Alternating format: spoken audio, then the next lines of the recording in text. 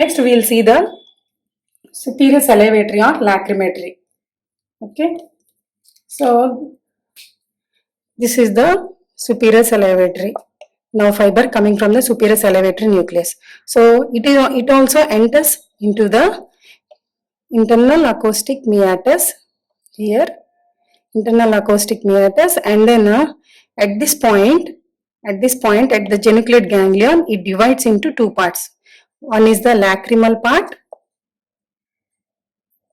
and then another one is the salivatory part. This lacrimal part will pierces the middle cranial fossa.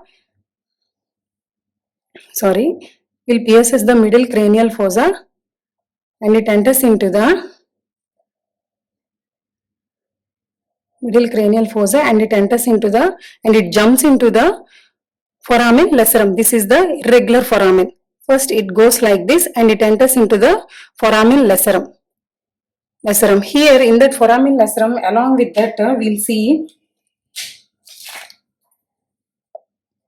internal carotid artery with its plexus, sympathetic plexus.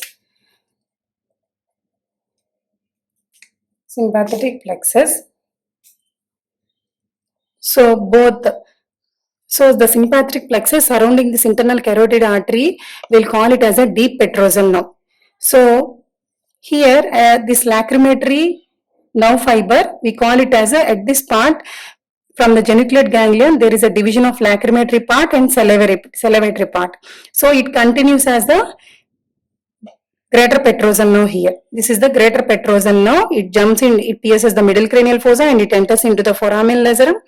In the foramen lacerum, it combines with the sympathetic plexus surrounding the internal carotid artery. That is nothing but a deep petrosal nerve. Both greater and deep petrosal nerve will enter into this one. This is the pterygoid canal. Both these nerves make together to form a nerve to pterygoid canal. These two nerves form a nerve to pterygoid canal, and they relay in this is the pterygopalatine fossa having a pterygopalatine ganglion here. So as we all know, this is the parasympathetic motor. This is the parasympathetic ganglion. Here it will relay. So after relaying, postganglionic fibers will start here. This postganglionic fibers, what they will do means, it passes towards the inferior. See, this is the orbital cavity. By piercing the inferior orbital fissure, along with this is the trigeminal ganglion having the ophthalmic branch, maxillary branch and mandibular branch. See, this is the maxillary branch, which continues as the zygomatic branch.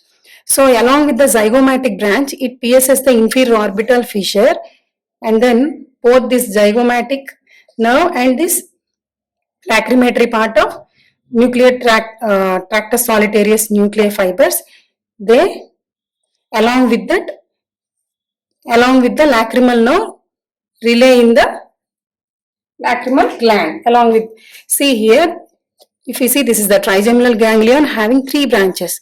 This is the nasociliary, this is the frontal, and this is the lacrimal. So this along with the lacrimal nerve, this lacrimatory part of nerve fibers of nucleus tractus solitarius will supply the gland. These postganglionic fibers, which are relaying from the pterygopalatine ganglion along with the lacrimal nerve, they supplies the lacrimal gland. And then if we see the salivatory part in the geniculate ganglion, the other part, salivatory part, it passes towards the facial canal in the same route like motor nerve, like previous motor nerve, branchiomotor nerve. Same, it flows in the facial canal like backwards in the medial anterosuperior wall of medial wall, anterosuperior part of medial wall. It passes backwards and then it enters into the posterior wall in that facial canal itself. Here at this point, at the middle of the posterior wall, here there is a foramen, nothing but posterior canalicus. It opens, it comes out through the posterior canalicus.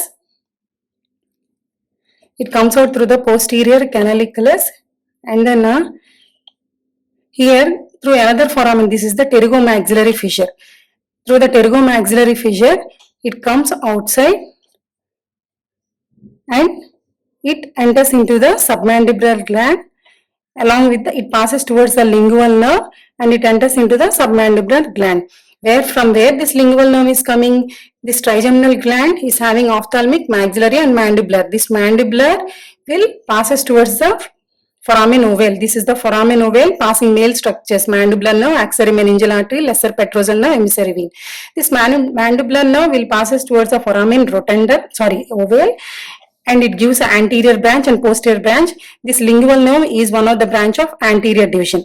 This along with the lingual nerve, it passes towards this is the submandibular ganglion. This is the parasympathetic ganglion. It relays here. After that postganglionic fibers coming from this ganglion, it supplies to the submandibular ganglion and sublingual ganglion.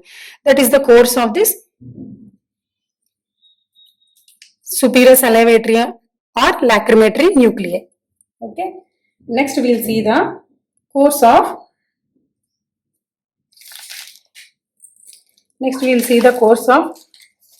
nucleus tractus solitarius. If we see the course of nucleus tractus solitarius, the major function, the nerve fibers function, what they will do means it carries the taste sensation from periphery to center. Now we will see the from periphery to center. See here, these are the taste sensations carrying from anterior two-third of the tongue. From posterior two-third of the tongue, taste sensations are carried by glossopharyngeal nerve. Most posterior part, taste sensations are carried by 10th nerve. Okay, but above this is the lingual nerve which carries the touch, pain, temperature sensation from the anterior two-third. Along with the lingual nerve here, this is the nerve fibers coming from the anterior two-third which carries the taste sensation. They'll come like this.